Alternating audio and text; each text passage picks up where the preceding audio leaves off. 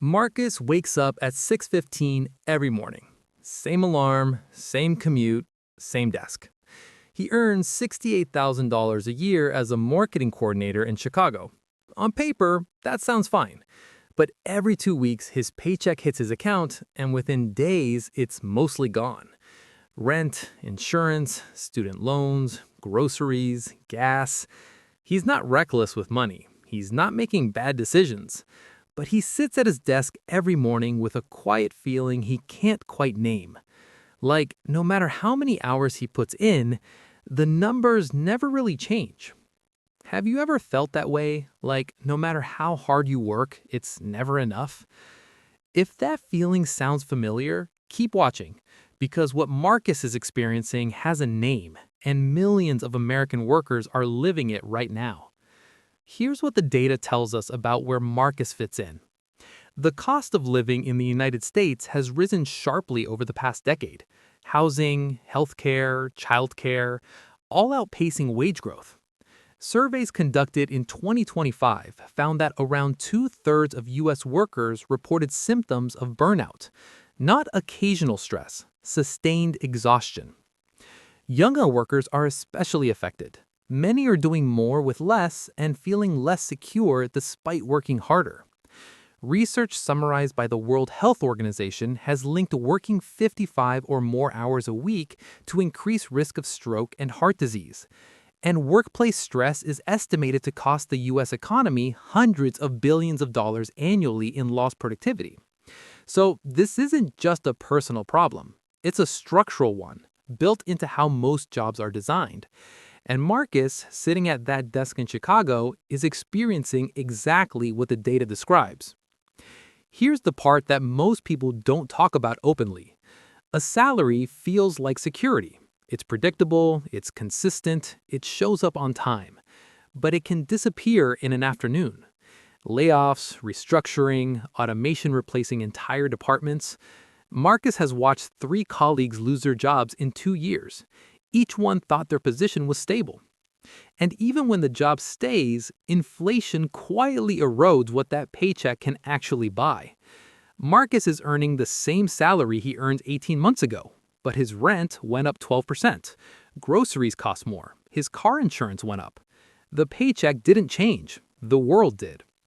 That's what makes the 9 to 5 trap difficult to see at first. It looks like security, but security and financial growth are two very different things. Here's something no one mentions in the salary negotiation. Your job doesn't just take your hours, it takes your energy. Marcus finishes his shift at 5:30. By the time he gets home, cooks dinner, and decompresses, it's 8:45 at night. He's been meaning to build a freelance portfolio for 8 months. He downloaded a course on digital marketing strategy. He hasn't opened it once. Not because he's lazy, because the system he's in was designed to consume exactly that much of him. This is one of the quietest parts of the trap. Burnout doesn't just hurt your health, it delays the very moves that might eventually free you. The energy you'd use to build something new goes entirely into maintaining what you already have. Now let's talk about the math most employees never fully think through. Marcus earns $68,000 a year. That's roughly $32 an hour on a standard 40-hour week. If he works harder, still $32 an hour. If he finds a smarter way to do his job, still $32 an hour. His income is capped by the number of hours he shows up. That's the time for money trade-off, and it's the core mechanic behind most traditional employment. There is a ceiling, and Marcus hit it without realizing it. Compare that to a freelance designer Marcus knows who charges per project, not per hour. A productive month means more output, not more clock time. Freelancing isn't for everyone. The point isn't the method. The point is the principle. When your income is tied entirely to your hours, there's a hard limit to how far effort alone can take you. There's one more layer to this that rarely gets discussed. Marcus studied communications in college. He's creative, he's good with storytelling, he thinks visually. But his current role is mostly data entry, status reports, and internal email threads. He stays because the pay is consistent, because he has student loans, Because his family expects stability. Because leaving feels like a risk he can't quite calculate. That fear is real, and it's worth respecting. But here's what that misalignment costs over time. When your strongest skills aren't being used, you're not building towards anything. You're maintaining. And maintenance, by definition, keeps you exactly where you are. Now let's make this conversation practical. The goal isn't to tell you to quit your job tomorrow. That's not financial advice, and frankly, it's not realistic for most people. The goal is to start building options while your job funds your life. Marcus decides to use 3 evenings a week differently. Not every night, not in a punishing or exhausting way, just 3 evenings, from 6 p.m. to 9 p.m. He starts building a freelance content portfolio. Small projects at first, a local business, a nonprofit social media. Nothing dramatic, just proof of work that's genuinely his own. The job still pays the bills, but the evenings are planting seeds. The job market rewards people who can adapt.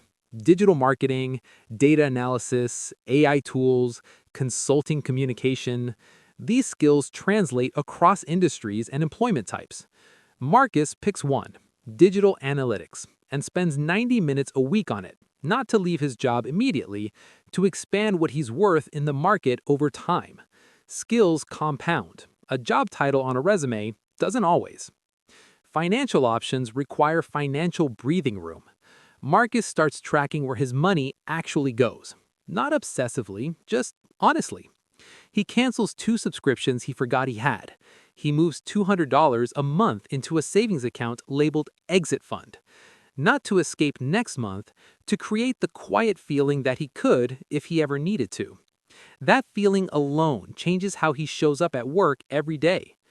Marcus starts paying attention to remote first job listings, not to leave immediately, but to understand what his skills are worth elsewhere.